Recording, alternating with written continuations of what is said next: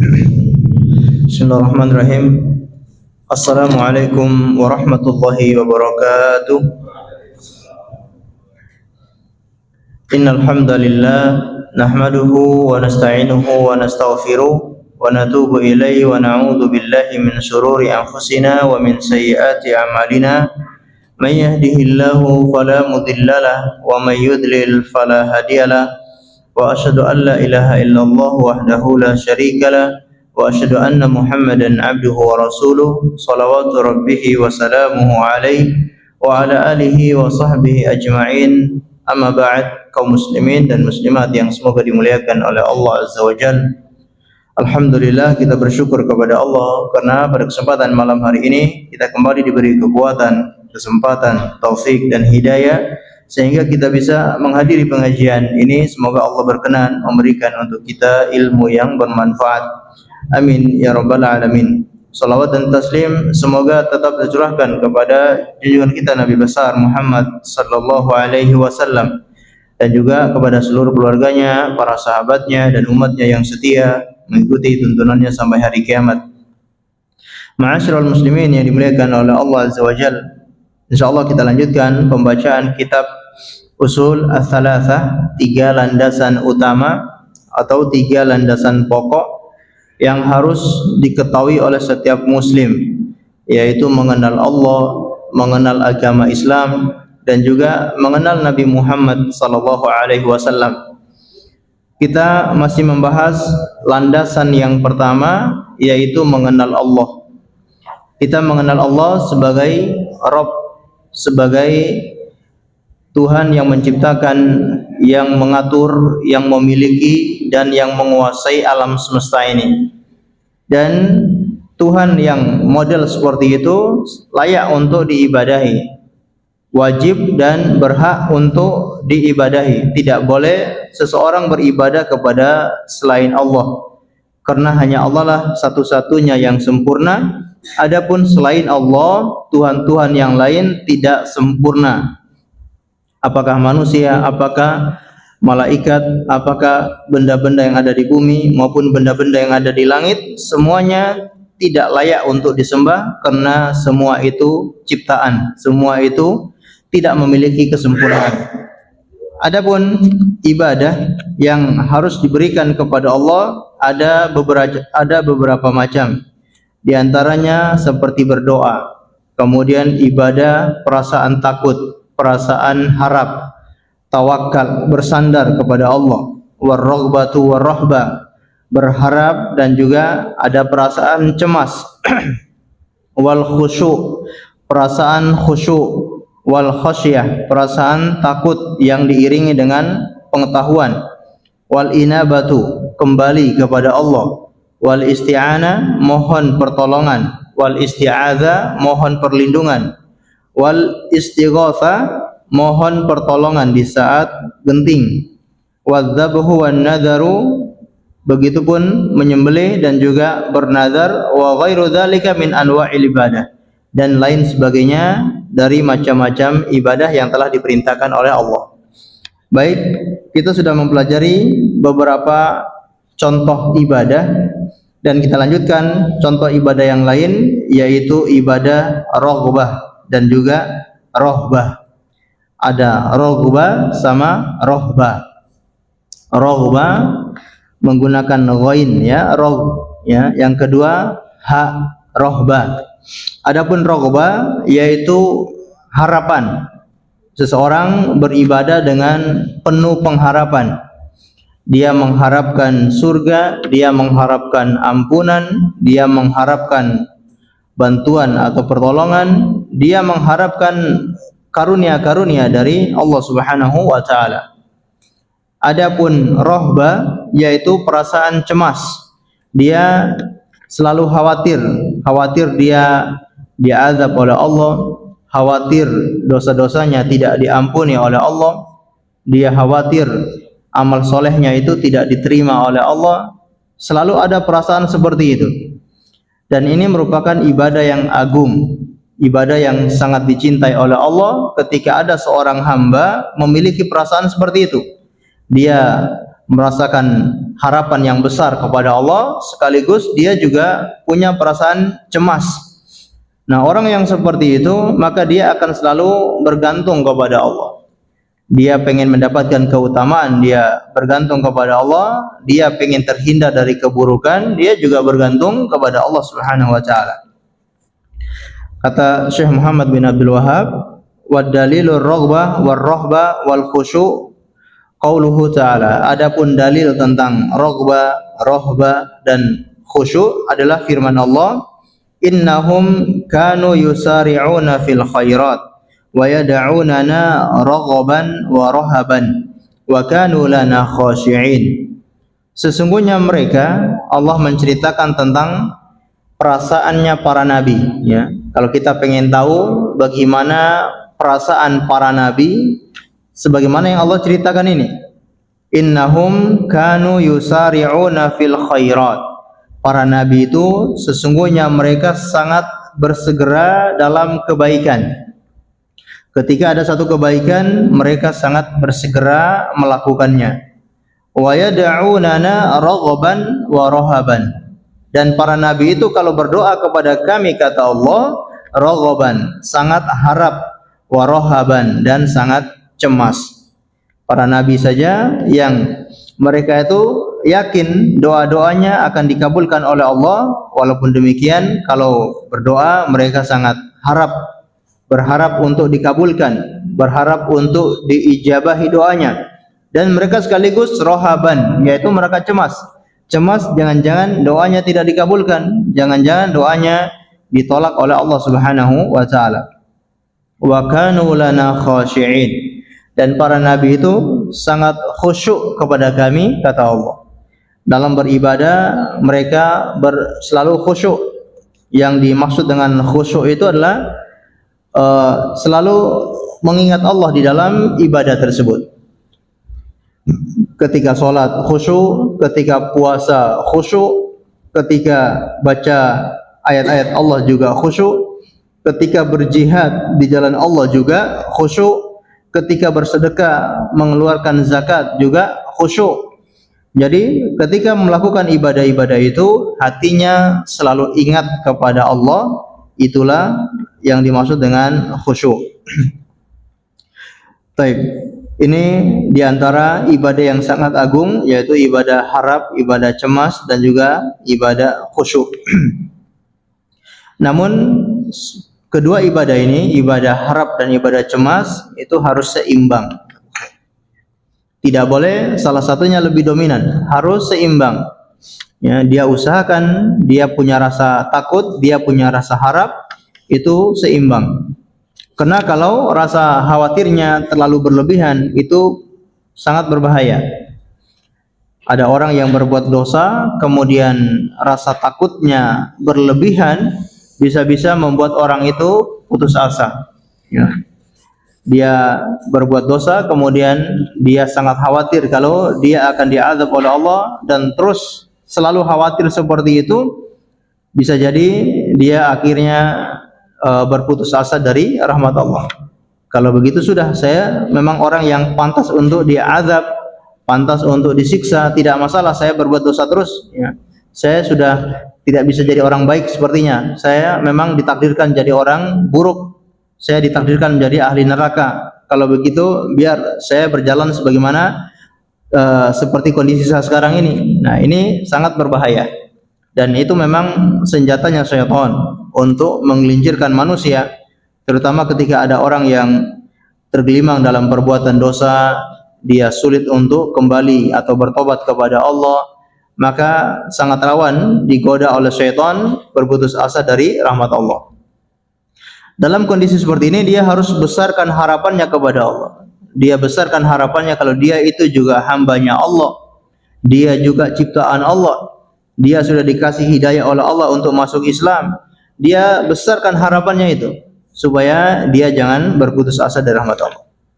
Atau sebaliknya, seseorang jangan hanya dominan harapannya kepada Allah, tidak ada rasa takut sama sekali. Itu juga berbahaya.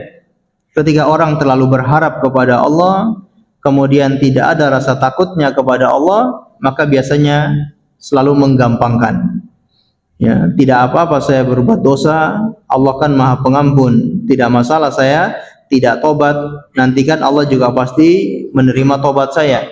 Nah, ini berbahaya karena kita tidak tahu kapan ajal itu datang menjemput kita. Ketika orang menunda-nunda tobatnya, tidak segera kembali kepada Allah, tiba-tiba dia meninggal dunia.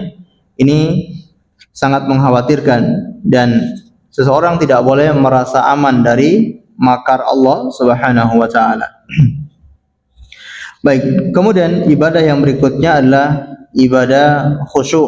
Adapun dalilnya wa dalilul khasyah, mohon maaf, ibadah khasyah, ibadah takut.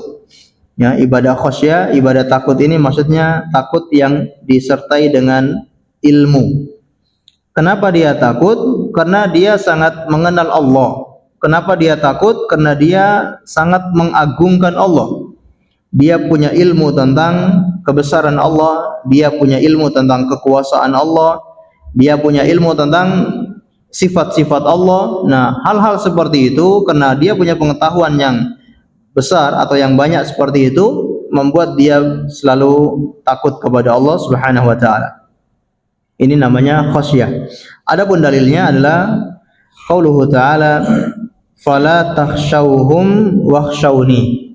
Dan jangan kalian takut kepada mereka, namun takutlah kepadaku. Jangan takut kepada orang-orang musyrik, jangan takut kepada syaitan yang biasa menakut-nakuti manusia, menakut-nakuti wali-wali Allah. Maka jangan takut kepada mereka, akan tetapi takutlah kepadaku, kata Allah Subhanahu wa taala.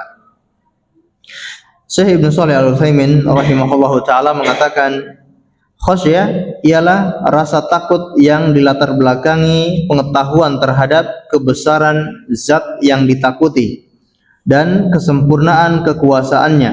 Ya. Jadi tadi kita sebutkan khasyah yaitu rasa takut yang diiringi dengan pengetahuan terhadap kebesaran Allah Subhanahu wa taala.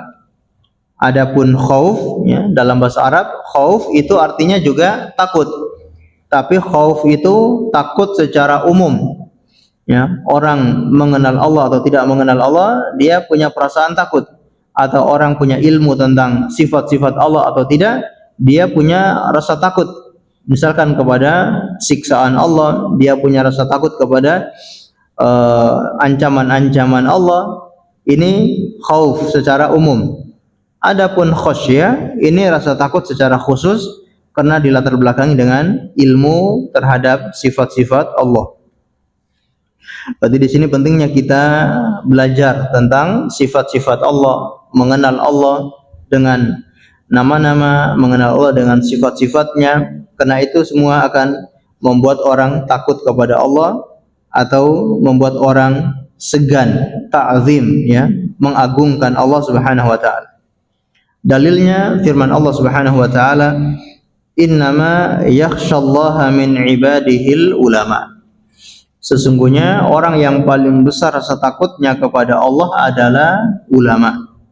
Para ulama mereka sangat besar rasa takutnya kepada Allah.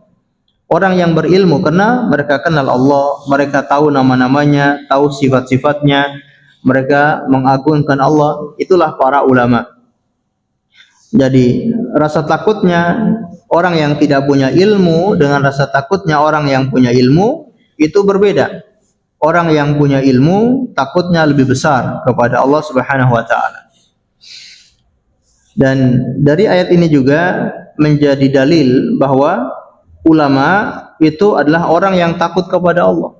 Tapi kalau ada ulama yang hanya punya wawasan, hanya pengetahuan saja, sedangkan hatinya tidak takut kepada Allah, ini secara syar'i tidak dinamakan ulama.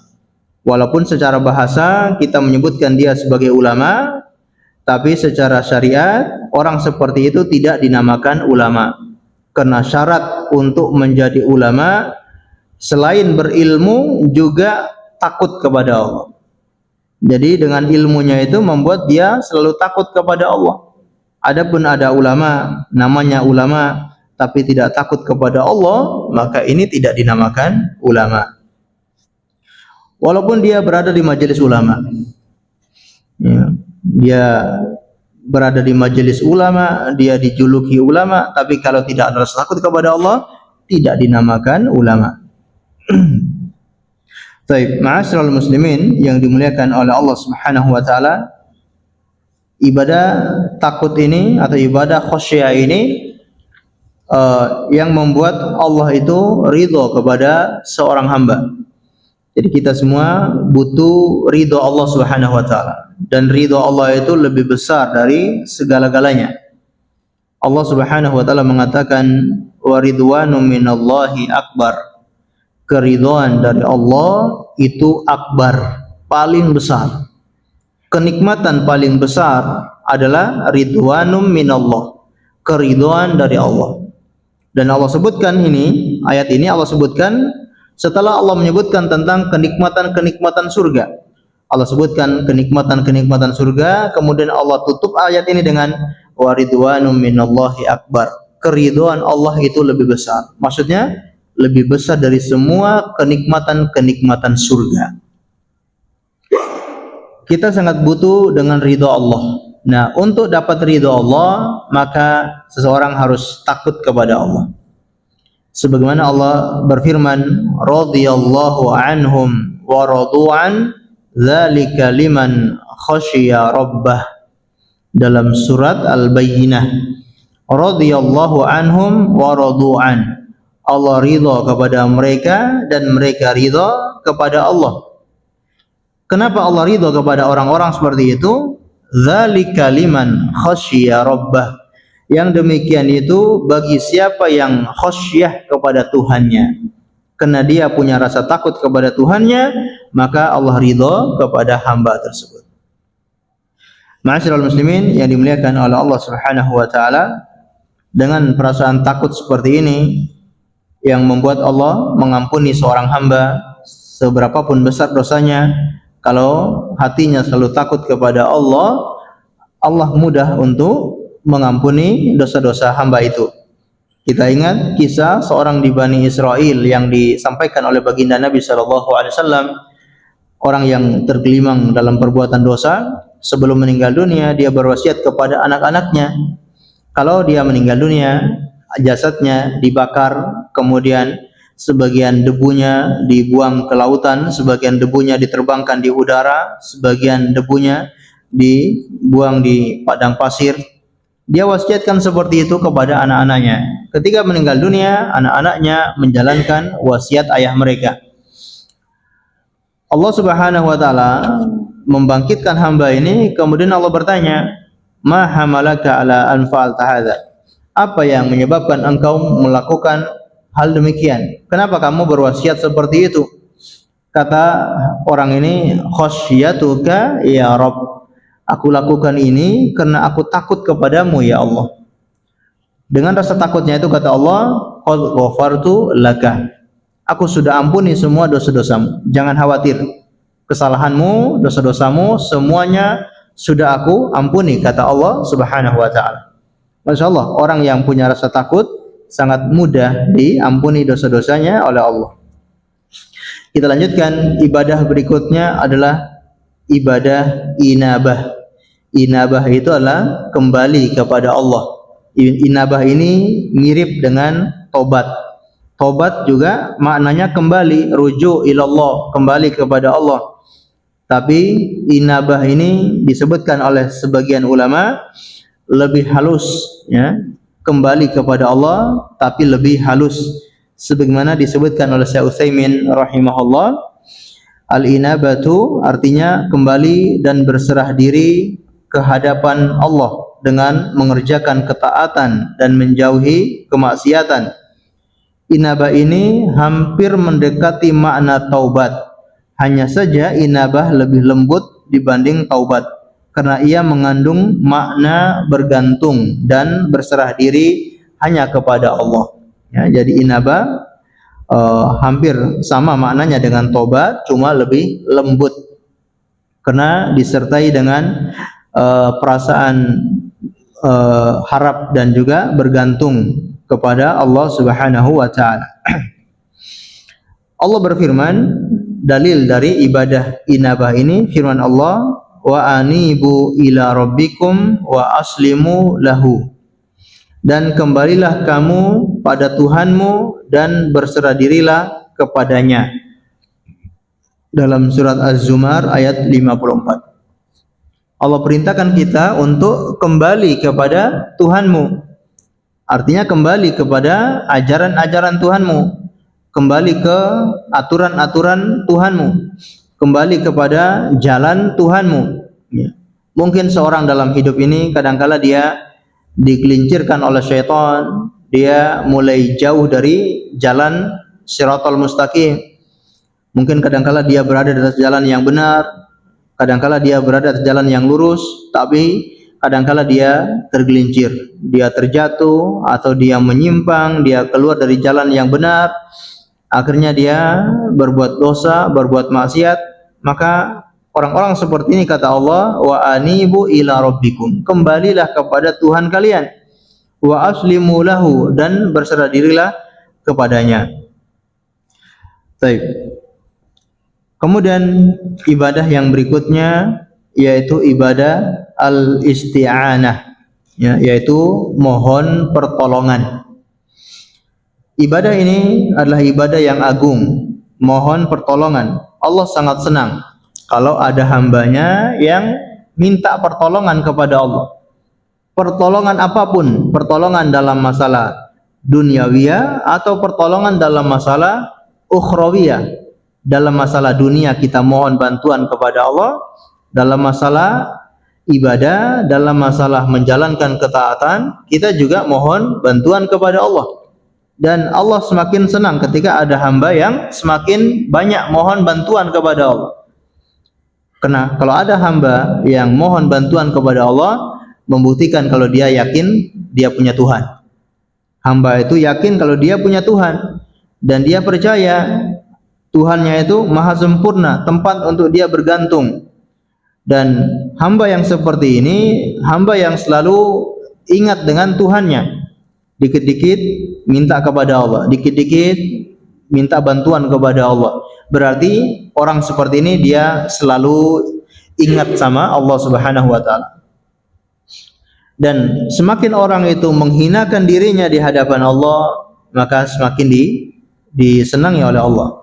Berbeda dengan seorang yang merasa tidak butuh dengan Allah, merasa dia mampu karena dia punya kekuatan, dia punya kepintaran, atau mungkin dia punya harta, dia merasa tidak perlu dia minta bantuan kepada Allah. Ini justru tidak disukai oleh Allah Subhanahu wa taala.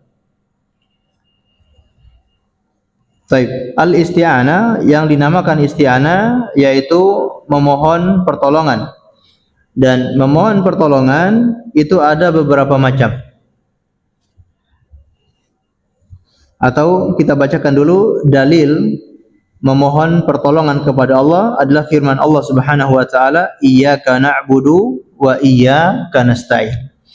Hanya kepadamu kami menyembah dan hanya kepadamu kami memohon pertolongan. Ya, memohon pertolongan hanya kepada Allah. Sebagaimana kalau menyembah hanya kepada Allah, maka memohon pertolongan juga hanya kepada Allah.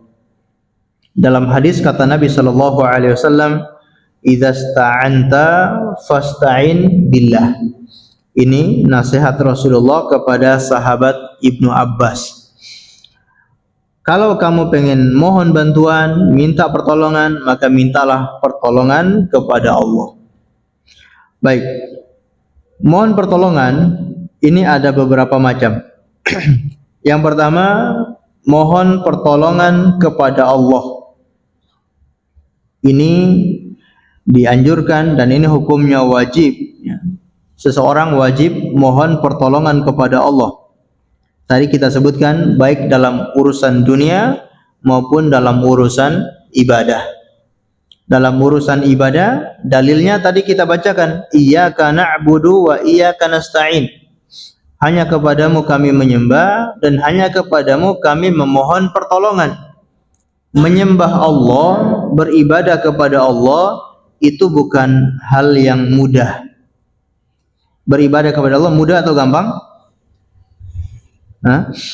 Beribadah kepada Allah dengan semaksimal mungkin dengan sempurna sesuai dengan yang Allah perintahkan, sesuai dengan yang diinginkan oleh Allah, kira-kira mudah atau gampang? Mudah atau sulit ya? Bukan mudah atau gampang ya, mudah atau sulit. Tentunya perkara yang tidak mudah. Orang bisa beribadah sesuai dengan yang Allah inginkan itu tidak mudah.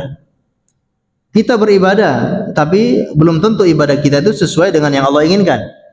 Bisa jadi ibadah kita kurang khusyuk, bisa jadi ibadah kita kurang ini, kurang itu. Dan kita sangat yakin dan kita percaya ibadah kita itu belum sempurna.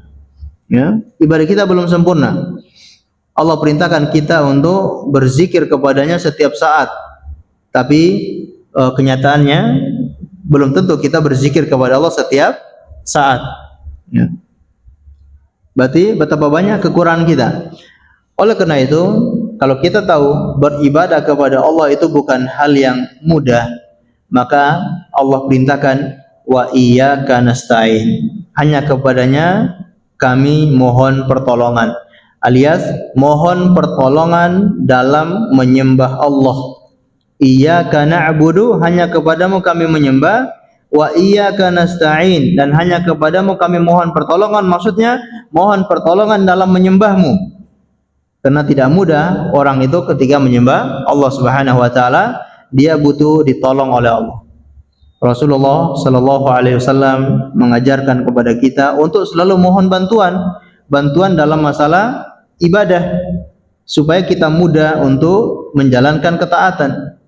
Kata Nabi sallallahu alaihi wasallam, dan beliau ajarkan doa sebelum seorang salam, ya, setelah membaca tahiyat akhir sebelum dia salam dianjurkan membaca doa Allahumma a'inni ala dzikrika wa syukrika wa husni ibadatik. Ya Allah, tolonglah saya. Ya Allah, bantulah saya untuk bisa berzikir kepadamu. Wa syukrika, dan supaya bisa bersyukur kepadamu. Wa husni ibadatik, dan supaya mempersembahkan ibadah terbaik kepadamu. Karena kita sadar ibadah kita banyak yang masih punya kekurangan, maka kita minta bantuan kepada Allah supaya bisa berzikir kepada Allah, supaya bisa bersyukur kepada Allah, dan juga supaya bisa beribadah kepada Allah dengan yang terbaik. Karena ketiga perkara inilah yang sering dilalaikan oleh manusia. Ibadah zikir, ibadah syukur, ibadah beribadah beramal dengan yang terbaik, dengan yang paling sempurna, ini yang seringkali kurang dari kebanyakan manusia. Maka kita perlu minta tolong kepada Allah. Baik, ataupun dalam urusan dunia, kita pengen mendapatkan kebaikan itu, yaitu hal-hal yang kita sukai, hal-hal yang disukai oleh jiwa manusia. Seorang pengen sehat, orang pengen kaya. Pengen kaya atau tidak? Kaya itu maksudnya berkecukupan, maksudnya cukup. Dia pengen apa-apa selalu tersedia. Dia tidak ada kekurangan. Fitrah manusia mencintai harta. Dia pengen keluarganya bahagia. Dia pengen anak-anaknya anak-anak yang nurut. Dia pengen istrinya istri yang solehah. Dia pengen hal-hal yang baik untuk yang dia butuhkan. Maka mintalah kepada Allah Subhanahu wa taala, minta tolong kepada Allah. Atau pengen terhindar dari keburukan, juga minta tolong kepada Allah agar dia dihindarkan dari penyakit, agar dia dihindarkan dari malapetaka, dari musibah, dari bahaya, dari hal-hal yang tidak dia inginkan. Dia juga minta tolong kepada Allah. Nah, ketika ada orang yang minta tolong, isti'anah kepada selain Allah, maka ini dosa besar dan merupakan syirik besar. Baik, ini yang pertama, memohon pertolongan kepada Allah. Adapun yang kedua, yaitu mohon pertolongan kepada makhluk yang mampu untuk melakukannya. Kita tahu kita sadar orang ini dia mampu melakukan apa yang kita mintakan itu, maka ini hukumnya dibolehkan. Dia minta tolong kepada saudaranya untuk membangunkan rumahnya. Dia minta tolong kepada mekanik ini untuk memperbaiki kendaraannya. Dia minta tolong kepada tukang ini untuk perbaiki apa yang menjadi profesi tukang itu. Maka seperti ini hukumnya boleh, ya, seorang minta tolong kepada saudaranya, kepada orang lain, tapi dengan syarat orang itu mampu. Dugaan kuat kita atau pengetahuan kita orang itu mampu. Biasanya ya masing-masing orang akan tahu kemampuan orang itu di bidang apa. Ya. Kalau dia minta tolong untuk menyembuhkan penyakitnya, ya, maka dia akan datang ke dokter, minta tolong kepada dokter untuk memeriksa penyakit yang ada dalam badannya. Ya, dia tidak datang ke tukang servis mobil gitu ya. Kalau badannya sakit dia datang ke dokter, dia tidak datang ke bengkel misalkan. Nah, begitu kita tahu mana profesi orang, mana yang orang itu mampu, maka hal seperti ini boleh. Namun ada catatan. Kita boleh minta tolong kepada orang lain, tapi dengan catatan tidak boleh minta tolong dalam urusan kemaksiatan. Ya, minta tolong ini hukum asalnya boleh, tapi kalau dalam urusan kemaksiatan maka hukumnya menjadi haram. Kata Allah Subhanahu wa taala, "Wa ta'awanu 'alal birri wat taqwa wa la ta'awanu 'alal itsmi wal 'udwan." Tolong menolonglah kalian dalam ketakwaan dan kebaikan, dan jangan kalian tolong menolong dalam kemaksiatan dan juga permusuhan. Ya, ini tidak boleh, hukumnya haram.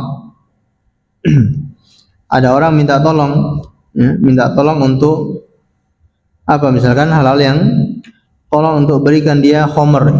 Tolong, kamu lagi di mana? Oh, lagi di kota. Tolong mampir ke tempat ini, belikan satu botol apa? Bukan botol air mineral, ini botol minuman keras. Kamu kan teman saya yang baik ya. Boleh atau tidak? Ya jelas tidak boleh ya. Tidak boleh tolong menolong dalam keburukan.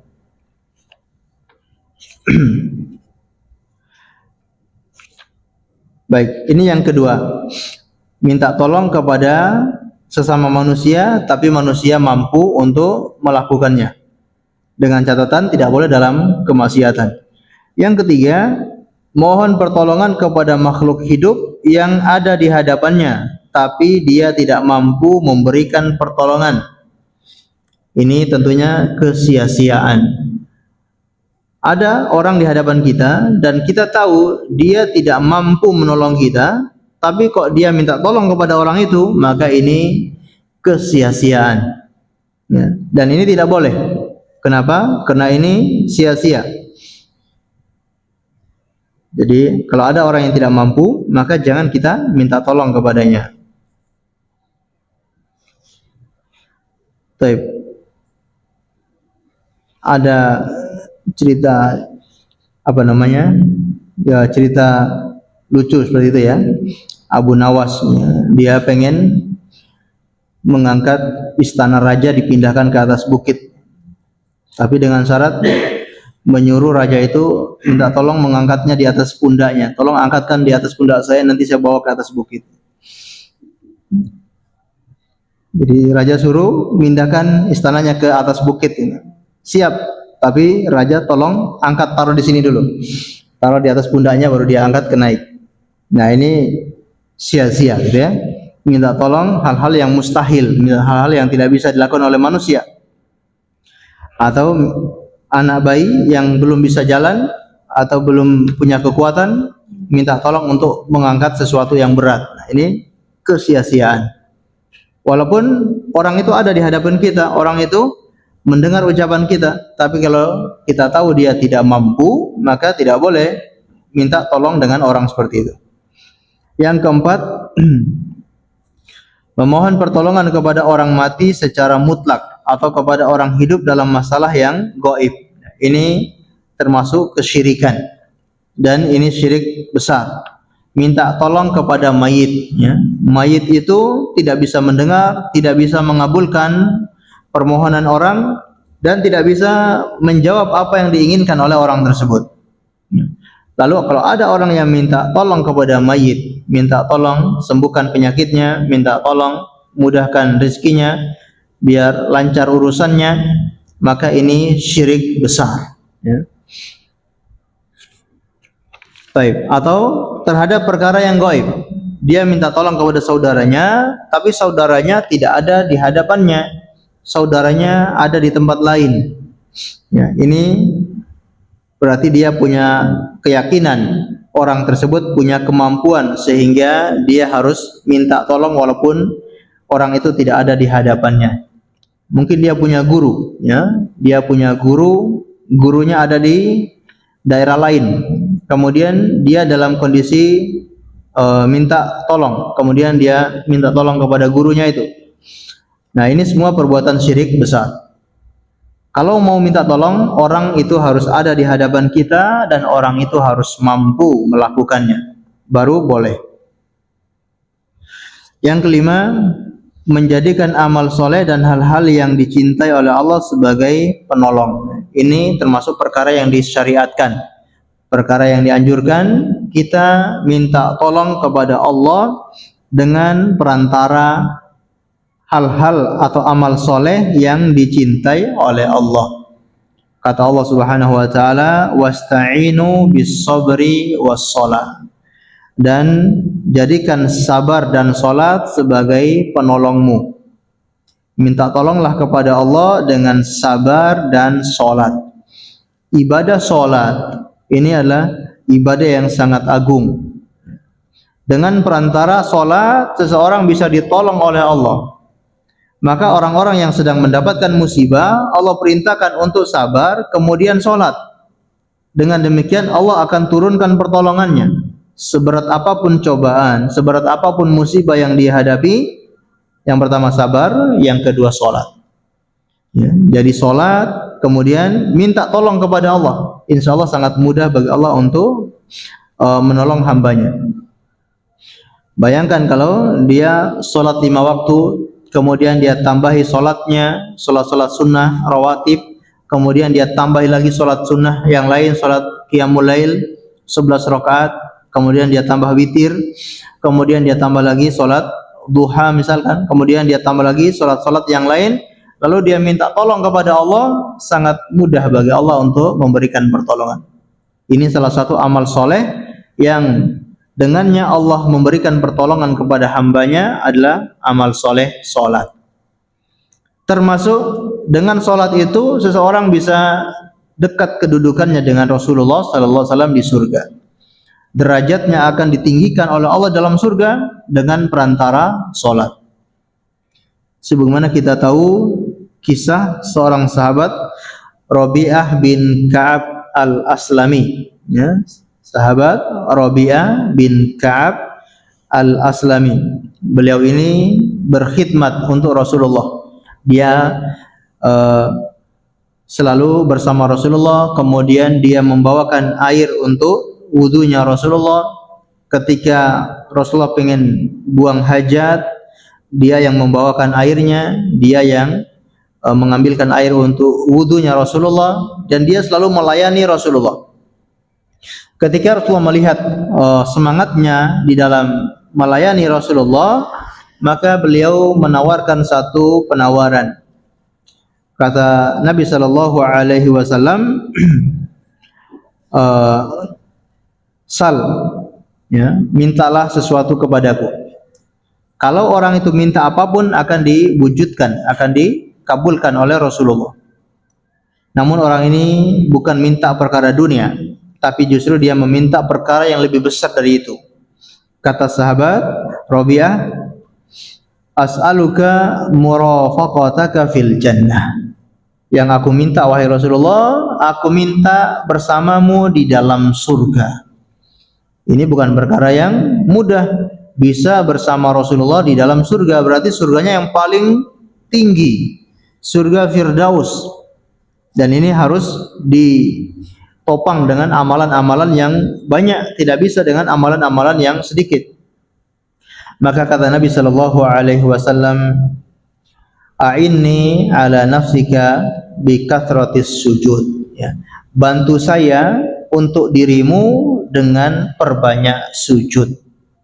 Kamu pengen dekat dengan saya, maka aku akan mintakan kepada Allah, tapi kamu harus bantu saya.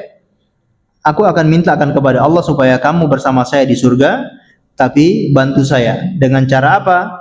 Ala kasratis sujud, dengan banyak sujud. Apa maksudnya banyak sujud?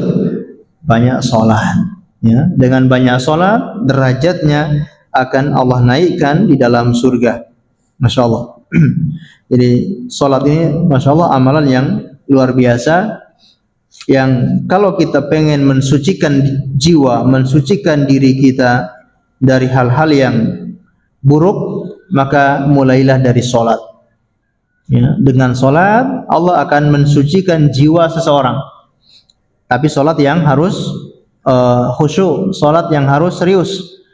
Ketika dia sholat, dia betul-betul hadirkan hatinya untuk menghadap kepada Allah, maka mudah bagi Allah untuk mensucikan jiwa orang tersebut. Karena kata Allah Subhanahu wa taala, "Inna salata tanha 'anil fahsya'i wal munkar." Sesungguhnya salat itu mencegah seseorang dari perbuatan keji dan perbuatan mungkar. Jadi kalau ada orang yang bertanya, dia pengen berubah, dia pengen jadi orang baik, maka mulai dari mana? Salat. Perbaiki salat. Kalau salatnya baik, insya Allah yang lainnya mudah bagi Allah untuk diperbaiki.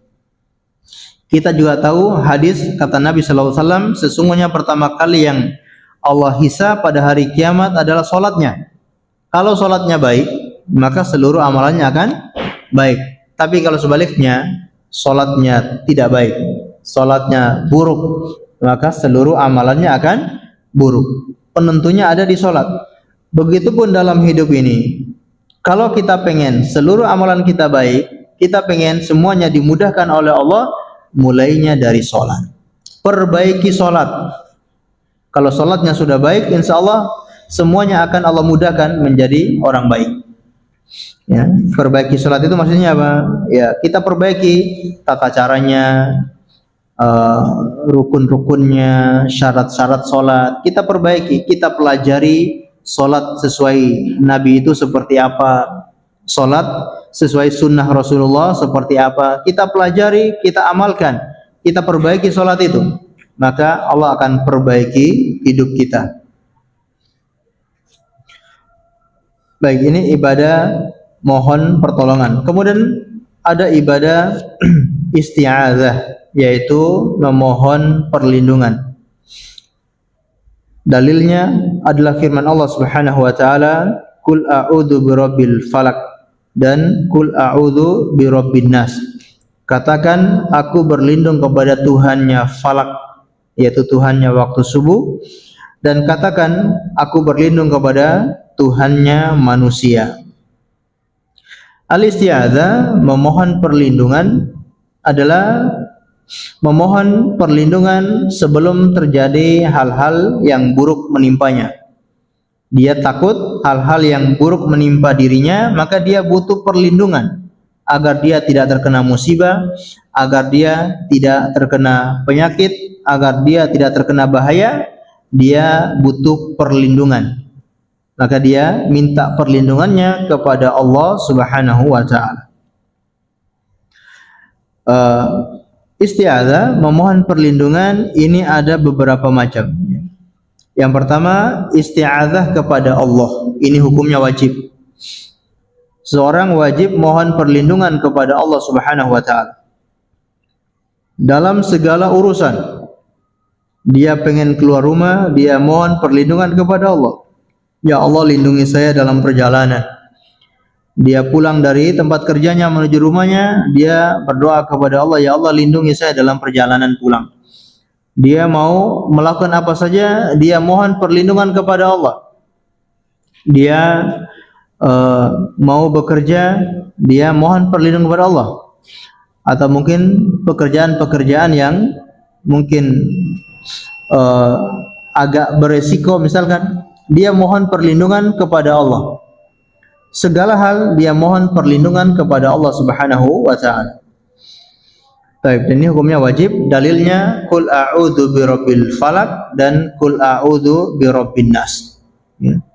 Ini dua surat yang sangat agung, ya, yang dinamakan dengan Al-Mu'awwidhataini, dua surat untuk memohon perlindungan. Baik, kita lanjutkan setelah mendengarkan azan, insyaallah.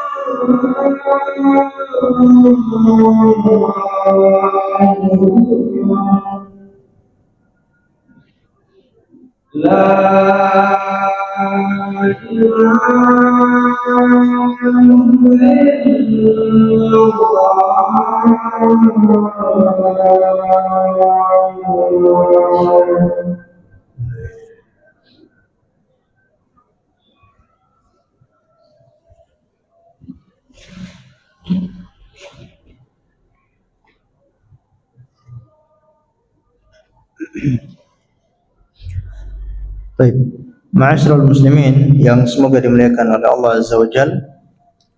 Dua ayat yang kita baca ini, surat Al-Falaq dan surat An-Nas, ini adalah dua doa yang bisa kita baca untuk mohon perlindungan kepada Allah, yang dinamakan dengan Al-Mu'awwidhataini, dua surat untuk memohon perlindungan.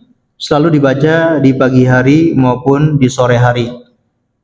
Di pagi hari membaca surat Al-Falaq, surat An-Nas sebanyak 3 kali. Begitupun di sore hari kita membaca surat Al-Falaq dan surat An-Nas sebanyak 3 kali. Insya Allah akan dilindungi oleh Allah Subhanahu wa Ta'ala. Dibaca di pagi hari, Allah lindungi sampai sore hari. Dibaca di sore hari, Allah lindungi sampai pagi hari. Dan kita ini punya musuh atau punya atau ada makhluk-makhluk Allah yang tidak kita lihat. Ada makhluk-makhluk Allah yang buruk, yang memang secara zatnya itu buruk. Allah ciptakan sudah sangat buruk. Ada yang campuran, ada yang memang dari asalnya sudah buruk. Dari asalnya sudah buruk, dan yang dia inginkan adalah keburukan untuk makhluk-makhluk yang lain. Dan itu termasuk ciptaan-ciptaan Allah.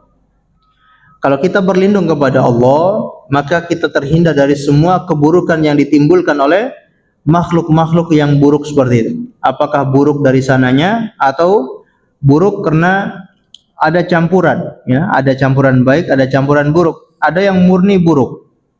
Sebagaimana kalau kita lihat dalam surat Al-Falaq, Allah mengatakan, Qul a'udzu birabbil falaq min syarri ma khalaq. Katakan aku berlindung kepada Tuhannya waktu subuh. Berlindung dari apa? Min syarri ma khalaq. Aku berlindung dari keburukan ciptaan-ciptaan Allah. Kira-kira berapa ciptaan Allah? Semuanya. Kita berlindung kepada Allah dari semua ciptaan Allah. Semua ciptaan Allah itu bisa dibagi, ada yang baik, ada yang murni baik, ada yang murni buruk, dan ada yang campuran. Yang murni baik, contohnya surga, ini ciptaan Allah yang murni baik. Malaikat, ini ciptaan Allah yang murni baik, tidak ada keburukan sama sekali. Ada ciptaan Allah yang murni buruk, ya, neraka. Neraka ini murni buruk, termasuk iblis dan tentara-tentaranya, syaitan. Ini ciptaan Allah yang murni buruk. Dan ada ciptaan Allah yang campuran, ada baiknya, ada buruknya. Siapa? Kita semua, ya. Manusia. Manusia ini makhluk campuran. Ada baiknya, ada buruknya. Dikasih jalan ketakwaan, dikasih jalan kefajiran. Tergantung, kalau dia memilih jalan kefajiran, dia jadi manusia yang buruk. Tapi kalau dia memilih jalan ketakwaan, dia jadi manusia yang baik. Baik. Ketika seorang membaca surat Al-Falaq, dia sedang mohon perlindungan kepada Allah dari semua ciptaan-ciptaan Allah yang buruk-buruk. Min syarri ma khalaq. Dari keburukan-keburukan ciptaanmu. Baik ciptaan Allah yang murni buruk maupun yang campuran tadi, kita dilindungi dari semua itu. Yang kelihatan maupun yang tidak kelihatan. Yang kelihatan manusia, yang kelihatan hewan-hewan berbisa, hewan-hewan yang buas, hewan-hewan berbahaya, racun-racun, ini semua yang kelihatan. Ada yang tidak kelihatan seperti syaitan, seperti sihir, seperti jin, seperti hal-hal yang tidak kasat mata, virus ataupun bakteri dan seterusnya yang tidak kelihatan. Ya, tidak kelihatan, mungkin ada yang tidak kelihatan karena dia gaib, ada yang karena memang tidak bisa dilihat oleh mata langsung, gitu ya. Tapi mungkin bisa dilihat oleh alat-alat tertentu, ya, bakteri dan seterusnya. Nah, kita berlindung kepada Allah dari semua ciptaan-ciptaan ini, masya Allah. Maka sangat dahsyat kalau orang membaca surat ini di saat pagi hari dan di sore hari, insya Allah dia akan dilindungi oleh Allah Subhanahu wa Ta'ala. Allahu a'lam bishawab. Kita cukupkan sampai di sini dan kita lanjutkan di pertemuan akan datang insyaallah. Sebelum kita akhiri, barangkali ada yang ditanyakan, kami persilakan.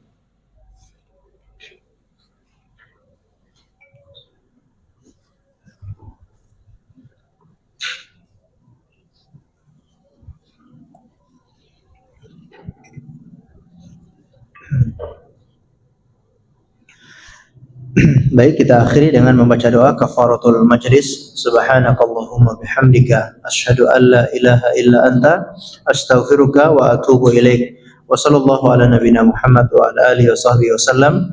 Terima kasih atas segala perhatiannya. Mohon maaf atas segala kekurangannya. Assalamualaikum warahmatullahi wabarakatuh.